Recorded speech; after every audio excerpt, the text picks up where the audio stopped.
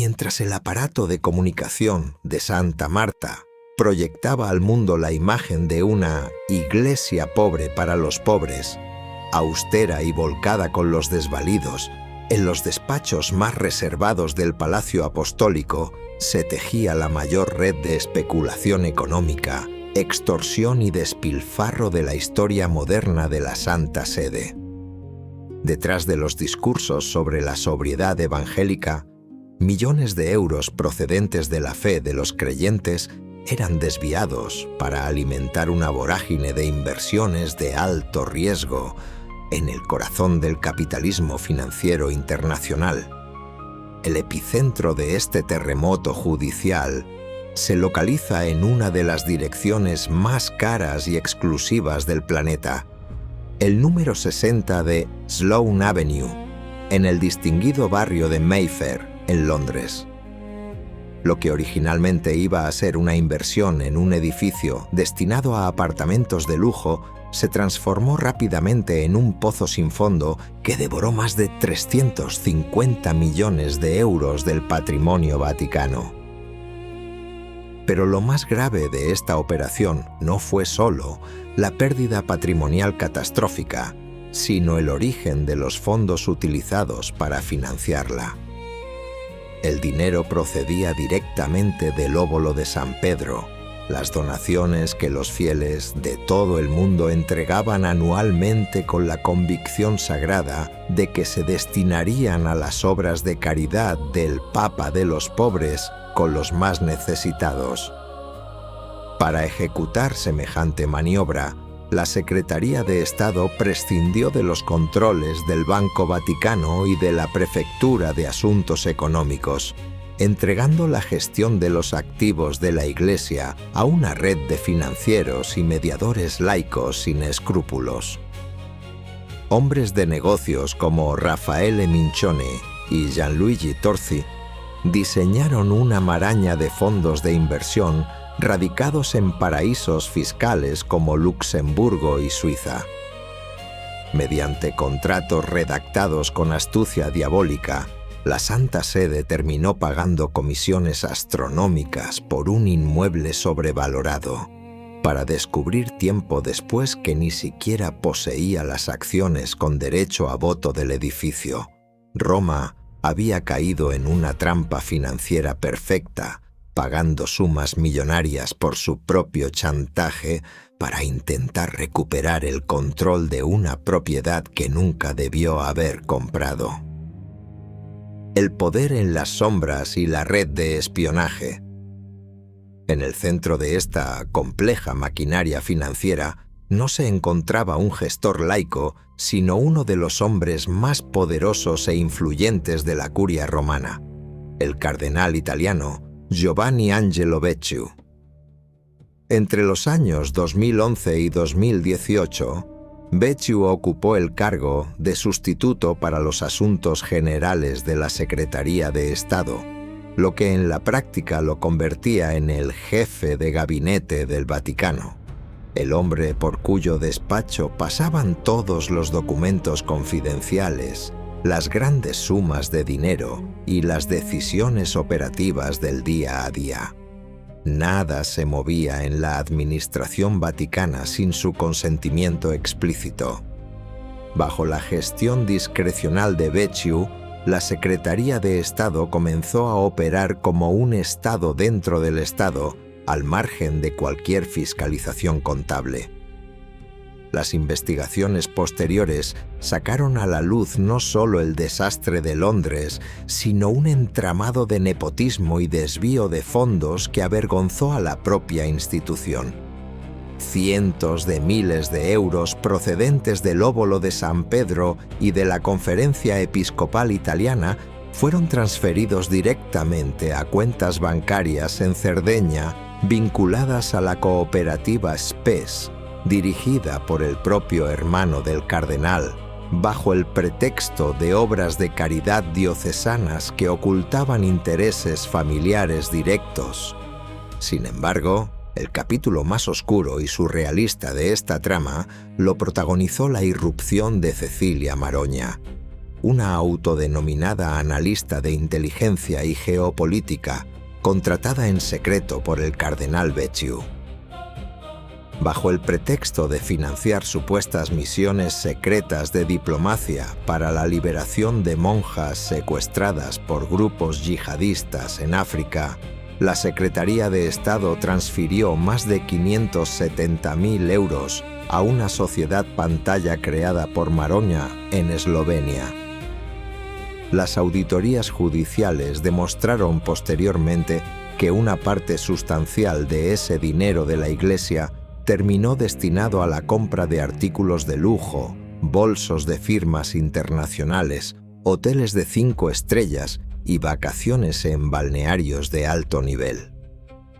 La paranoia y el juego de sombras alcanzaron su punto de no retorno cuando las investigaciones policiales descubrieron la existencia de escuchas telefónicas clandestinas.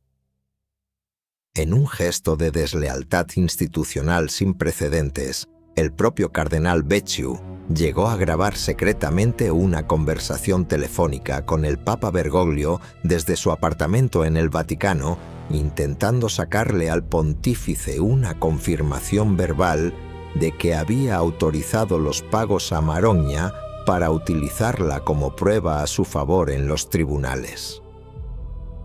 El centro de mandos de la Iglesia romana se había transformado en un plató de espionaje y chantajes cruzados.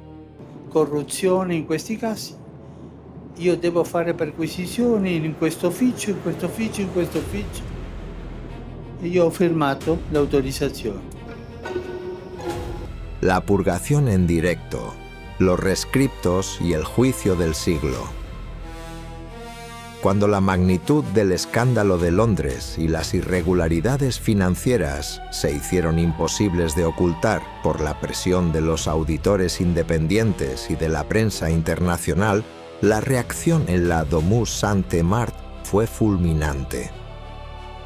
El 24 de septiembre del año 2020, en el transcurso de una audiencia privada convocada con carácter de urgencia, el Papa Francisco enfrentó directamente a Giovanni Angelo Becciu. En una reunión dramática que apenas duró 20 minutos, el pontífice le retiró de golpe todos los derechos y prerrogativas asociados al cardenalato y le exigió la renuncia inmediata a su cargo como prefecto de la Congregación para las Causas de los Santos. El purpurado más poderoso de Roma era degradado públicamente en cuestión de segundos. Pero en este tablero de ajedrez financiero queda una pregunta incómoda que la narrativa oficial prefiere esquivar. ¿Hasta qué punto fue responsable el propio Jorge Mario Bergoglio de que la Iglesia cayera en esta trampa? La versión oficial presenta al pontífice como una víctima de los engaños de su curia, un reformador ingenuo que firmó autorizaciones a ciegas confiando en la lealtad de sus asesores. Sin embargo, las actas del tribunal revelan una realidad mucho más compleja. El Papa Francisco no solo dio el visto bueno inicial a las dudosas maniobras para intentar recuperar el control del edificio de Londres, sino que, cuando estalló el escándalo, utilizó sus prerrogativas de monarca absoluto para intervenir directamente en las reglas del juego judicial. A través de 4 decretos secretos, conocidos en el derecho canónico como rescriptos, Bergoglio otorgó poderes ilimitados y excepcionales a los fiscales vaticanos. Autorizó escuchas telefónicas, registros sin orden previa y detenciones arbitrarias, saltándose los controles judiciales ordinarios. Una demostración de poder omnímodo que terminó por vulnerar gravemente las garantías procesales, provocando que observadores internacionales y tribunales de apelación denunciaran una flagrante violación de los derechos de la defensa. El supuesto gran reformador de las finanzas se convertía así, ante los ojos del derecho internacional, en el juez y parte de su propio tribunal.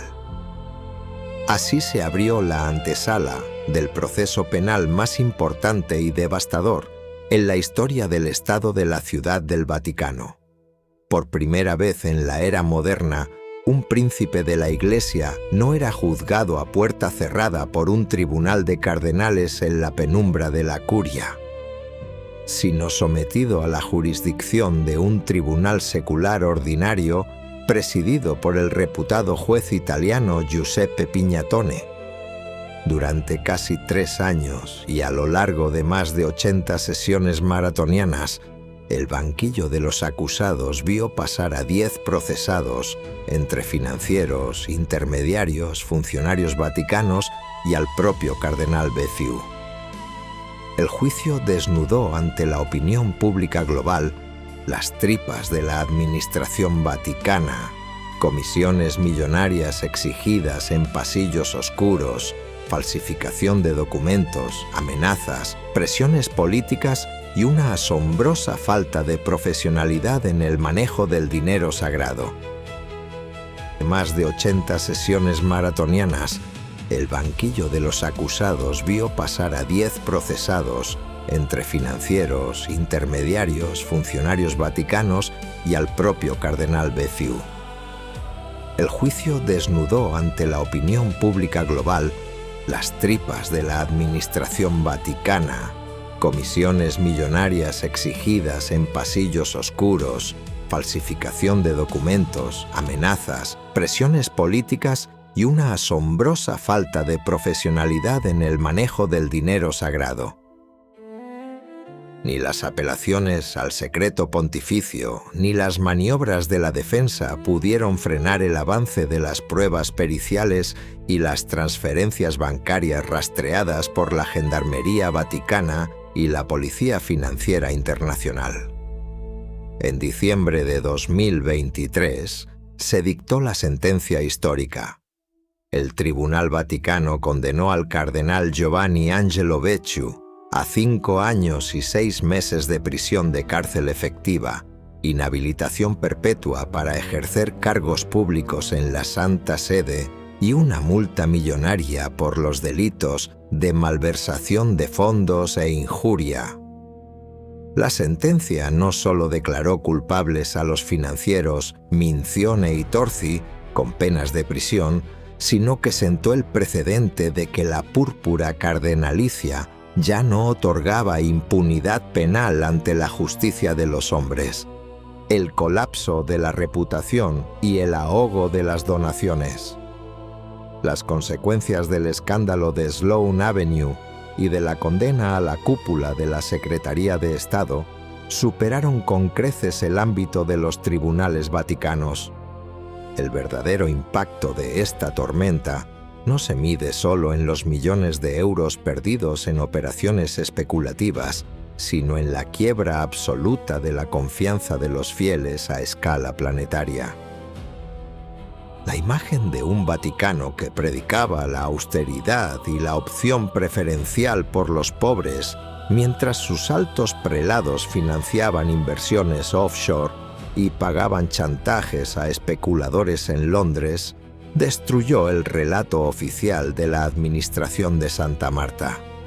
Millones de católicos en todo el mundo que mes a mes realizaban sacrificios económicos para sostener a sus parroquias y contribuir a las obras de caridad del Papa, descubrieron con estupor que sus donaciones terminaban convertidas en comisiones millonarias para financieros de dudosa reputación y en lujos personales para agentes encubiertos. El resultado práctico fue inmediato y demoledor. Las recaudaciones del óbolo de San Pedro experimentaron un desplome histórico, cayendo a mínimos nunca vistos en las últimas décadas.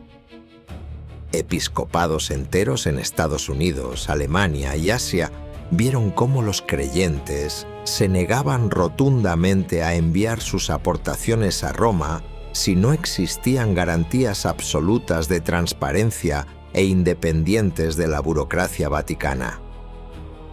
Para cubrir el abismo presupuestario y el déficit estructural acelerado por esta crisis, la Santa Sede se vio obligada a echar mano de sus reservas patrimoniales, a vender inmuebles históricos y a aplicar recortes salariales al personal laico del Vaticano, mientras la credibilidad moral de la institución quedaba herida de gravedad.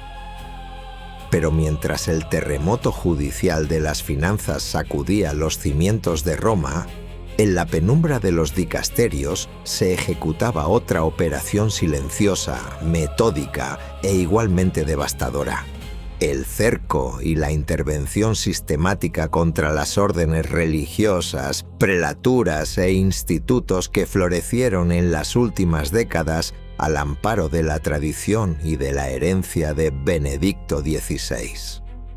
En nuestro próximo episodio, el capítulo 24, nos adentraremos en un dossier monográfico exclusivo: la operación limpieza de órdenes y prelaturas.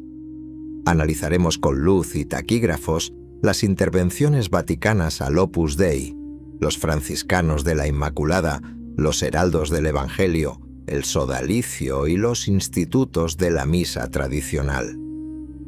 Desvelaremos cómo el uso de las visitas apostólicas y la asfixia jurídica han sido utilizados para purgar las comunidades más jóvenes y vocacionalmente prósperas de la Iglesia Católica. Un documento imprescindible que no te puedes perder. Lo que hoy hemos expuesto en este expediente no es solo un fallo de gestión o un mero error de cálculo en las altas finanzas vaticanas. Es el mapa al desnudo de una profunda quiebra moral en el mismísimo corazón financiero de la Santa Sede. El escándalo de Londres, las redes de espionaje interno y la intervención directa de la cúspide mediante decretos de excepción demuestran que la opacidad no era la excepción, sino la regla operativa. Este caso resulta imprescindible para entender la verdadera naturaleza del poder que hoy se ejerce desde Roma y cómo la constante retórica de la austeridad y la transparencia se estrella de forma inevitable contra la fría y cruda realidad de los hechos judicializados. Si este análisis te ayuda a desentrañar los engranajes que la versión oficial intenta maquillar, te invitamos a suscribirte a La Guarida del Oso, pulsar el botón de me gusta y compartir este vídeo con quienes buscan un análisis riguroso y sin concesiones. Tu respaldo activo es el único motor que nos permite vencer la censura del algoritmo y seguir sacando a la luz los dossiers más incómodos del Palacio Vaticano. Déjanos tu opinión en los comentarios. Nos vemos muy pronto en el próximo capítulo. Queridos amigos,